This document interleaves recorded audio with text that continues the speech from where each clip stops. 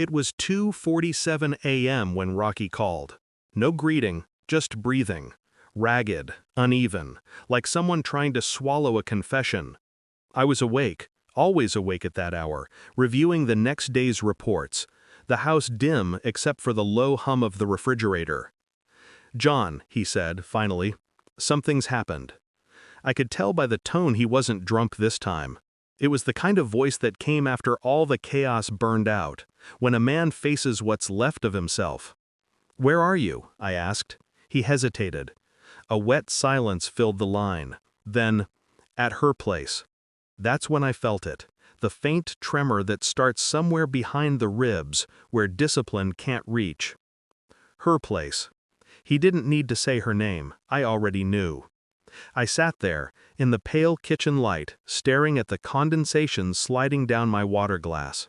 I could hear the night outside, the steady whisper of the wind against the windows, and beneath it, the sound of something breaking quietly between brothers. He said she was gone, that he found her like that I should come. And even as I grabbed my coat, even as I told him to stay there, I already knew. Whatever died tonight wasn't just her.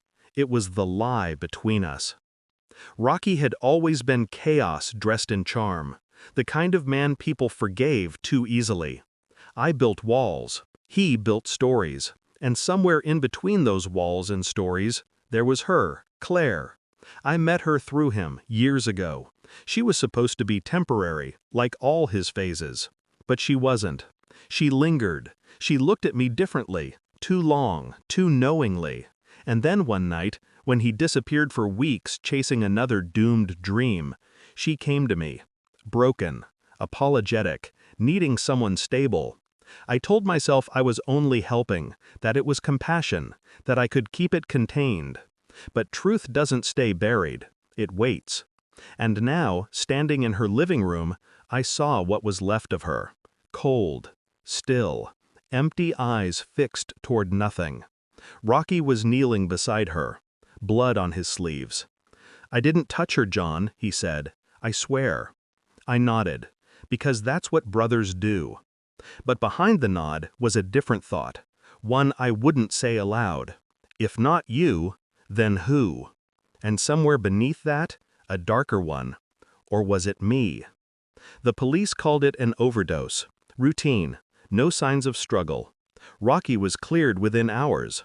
I was the one who stayed behind to clean up the pieces. Her phone was on the counter, messages unread. The last one sent 2 nights ago. To me. "We need to talk." He's starting to suspect. My pulse slowed when I read it. Not sped, slowed. That's what training does. I copied everything, transferred data quietly, call logs, photos, voice notes. Discipline. Always discipline. Rocky didn't know I'd been keeping track for months. Not of her, but of him. His patterns, his lies, his debts. I'd sensed something turning long before this night. The way he looked at her when he thought I wasn't watching. The questions, the jealousy. I'd told myself it was just guilt eating me from inside, that he couldn't know. But Claire's message told me otherwise. He did suspect. And suspicion in a man like Rocky, impulsive, wounded, desperate, was a fuse waiting to meet flame. I sent her blood for analysis, quietly, used an old contact at the lab. Results due in 48 hours. While I waited, I kept close to Rocky, listened, studied him. He cried when no one watched, laughed too loudly when they did. The guilt wasn't about her death, it was about something that came before. And when I caught him looking at me across the bar one night, that same calculating stare I once gave him years ago, I realized he knew.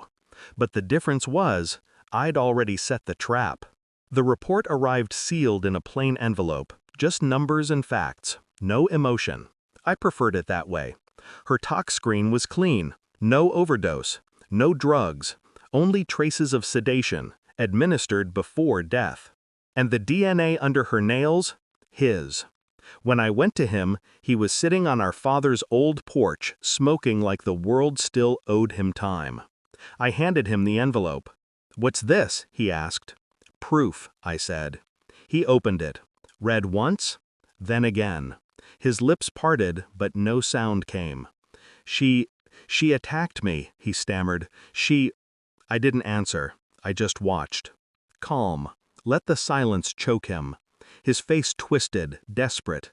You think I meant to? She told me she loved you, John. Do you understand?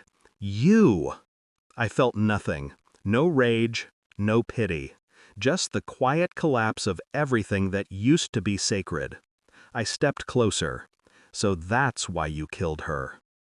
He broke. Not loudly, just a small, collapsing sound, like something inside him finally caved in. I left him there, drowning in the truth he'd tried to bury. 2 days later, I delivered the file to the police. Anonymous drop. No signature, no explanation needed. By the time they found him, he'd already confessed, rambling, incoherent, lost. The world saw a tragic addict who made one mistake too many. But I knew better. I'd let him believe he'd fooled me all this time. I'd watched him live with guilt, thinking he'd gotten away with it. The real punishment wasn't death. It was knowing that I knew. When I visited him in holding, he couldn't look at me. Just whispered, "You set me up." I smiled once. Small, controlled. "No," I said. "You set yourself up. I just made sure the truth had an audience." Then I walked out, left him staring at the wall, realizing that the brother he betrayed had become the quiet hand of justice. It's strange how silence feels after everything burns down. People call it peace. It isn't. It's precision.